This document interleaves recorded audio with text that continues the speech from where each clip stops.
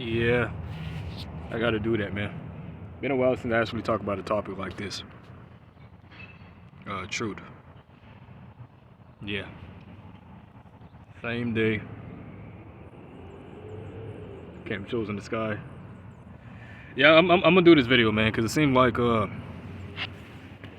don't really talk about a lot about this. Hey, Shalom, all praises to the God of Abraham. Just me and the Most High. God of Abraham, Isaac, and Jacob. Salutation to the 1/3 and the 144. The 1/3 out of every people, tongue, and nation, and 12,000 out of each tribe of Israel from the tribe of Judah, all the way down to Issachar. All right, my hair doesn't really look that good, but you know, holds up, does what it has to do. So pretty much what I wanted to go into was look at that right there. I don't know. Pretty much what I wanted to go into was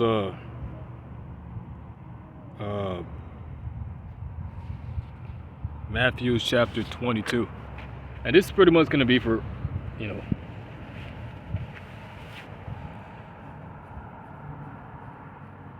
everyone, including me, because, you know, me personally, and this topic is a topic that, you know, I don't really go into, but, you know, going to Adam and Eve and, you know, sex and being fruitful and multiplying, all this different type of stuff, you know. And this me, I you know, before I go into the video, I'm gonna say this. I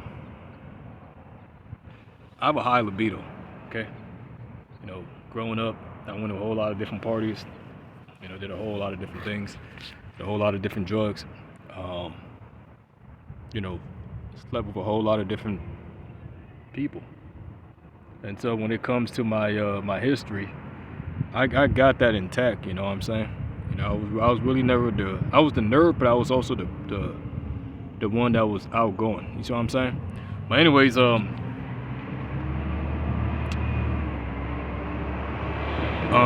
when it comes to knowing who I am Adam and Eve, and that's what the scripture lets us know. You know, scripture said the man Adam, you know, he took the woman out of Adam, and he was the one to provide, you know, bring forth children in labor, and he was the one to now here comes this weird stuff that they keep doing.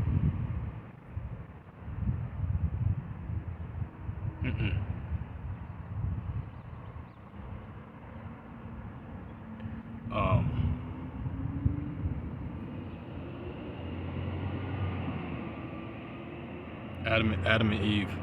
Anyways, so I had a lot of, you know, different relations, you know, and here's the thing, you know, one thing about the woman, that's why it's not good to have a lot of you know, different partners and different stuff like that, because you actually take the DNA and, you know, things of different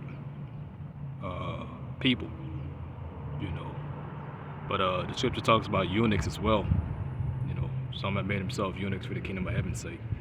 Some made eunuchs by men, but some made themselves eunuchs for the kingdom of heaven's sake. Anyways, I love people, man, and I am Adam and Eve.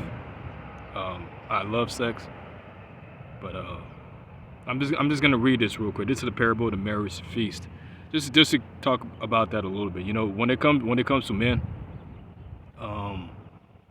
you know, a man is supposed to provide for his own. You know, personally for me, I've been single for a long time. Really never really had the girl, or,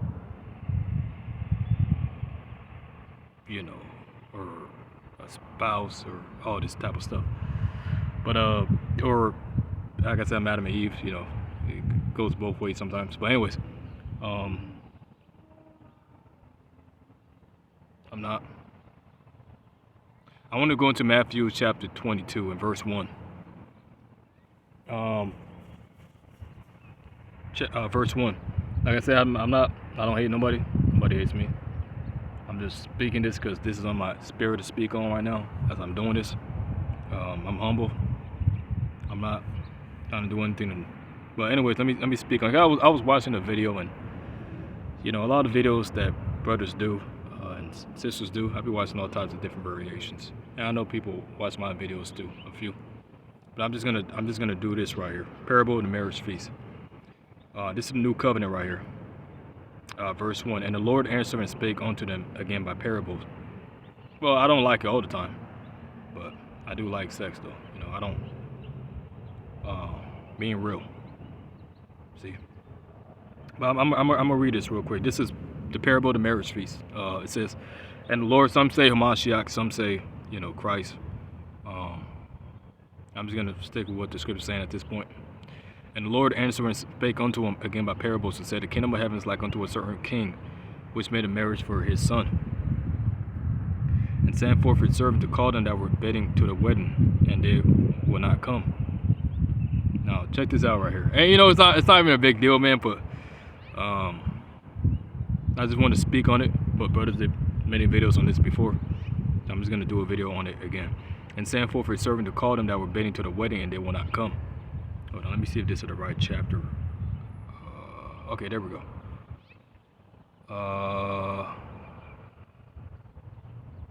Go you therefore into the highways, and as many as you shall find bid to the marriage. So those servants went out to the highways and gathered together as many truth. They found both bad and good, and the wedding was furnished with guests. And when the king came in to see the guests, he saw there a man which had not on the wedding garment. And he said unto him, friend, how camest thou in hither not having a wedding garment? So this is pretty much a parable of the Lord's feast, you know, coming to the new covenant, understanding who you are, not giving a fuck about this world.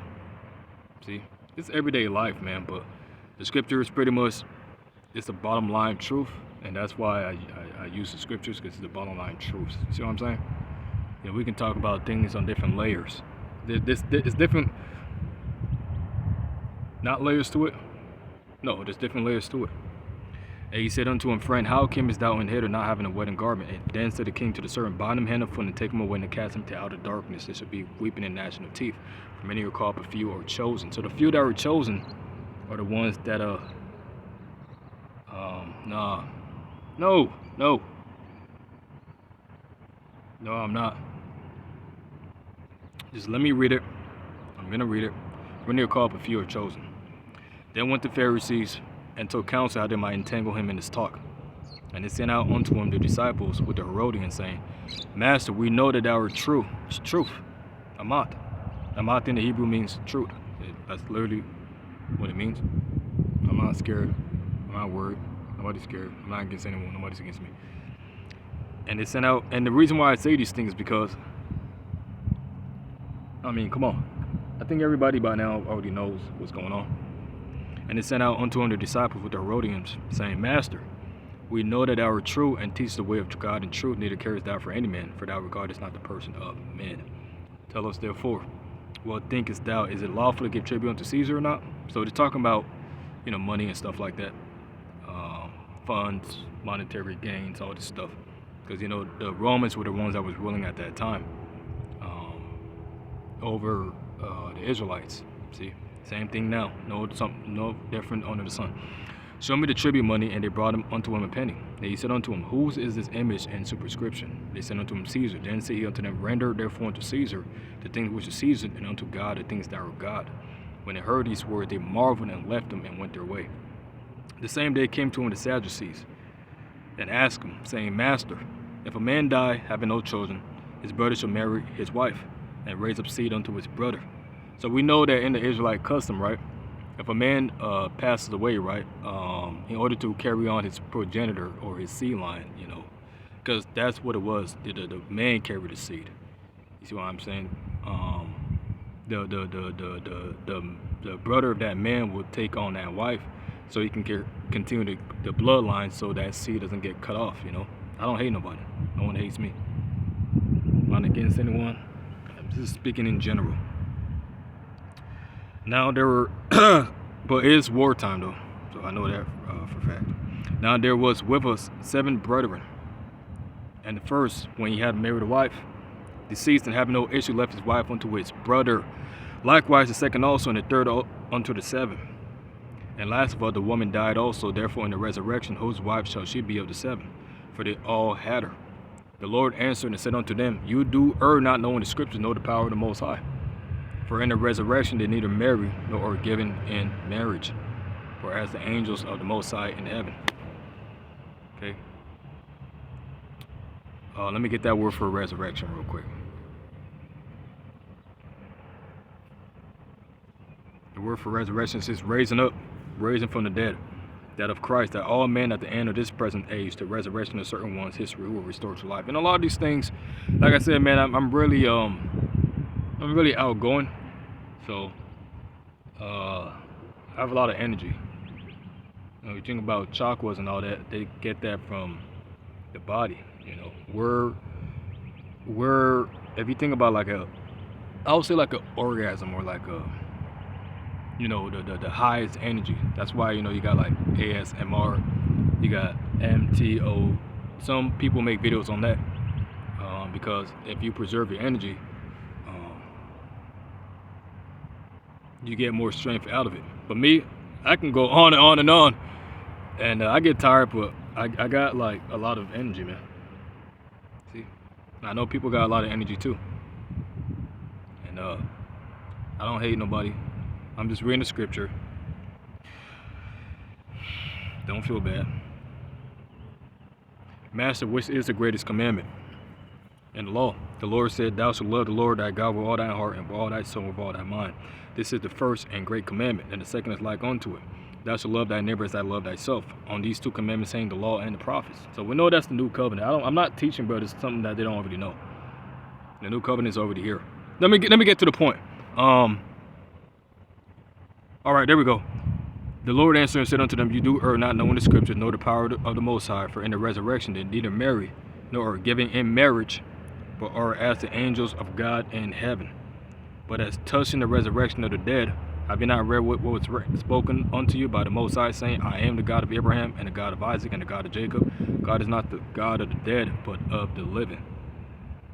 So, in the resurrection they neither marry nor are given in marriage. See?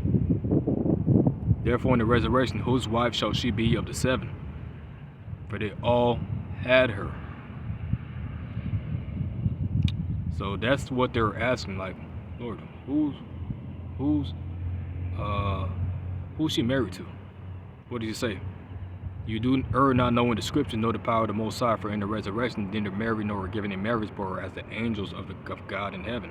But as touching the resurrection of the dead, have you not read that which is spoken unto you by God, saying, I am the God of Abraham, and the God of Isaac, and the God of Jacob? God is not the God of the dead, but of the living. When the multitude heard this, they were astonished at his doctrine.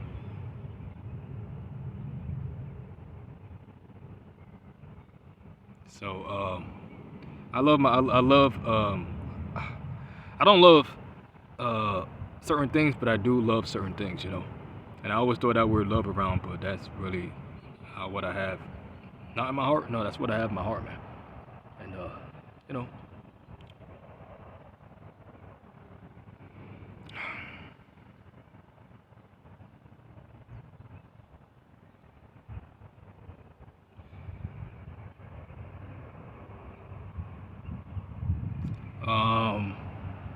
that video that the sister did was a good video. See, appreciate all you brothers out there, man. Keep doing what you're doing. Stay in the truth. Stay on the path. As far as moving forward, man, and certain things, I don't know. I'm not really doing that much. It really it's nobody's fault. It's just everybody.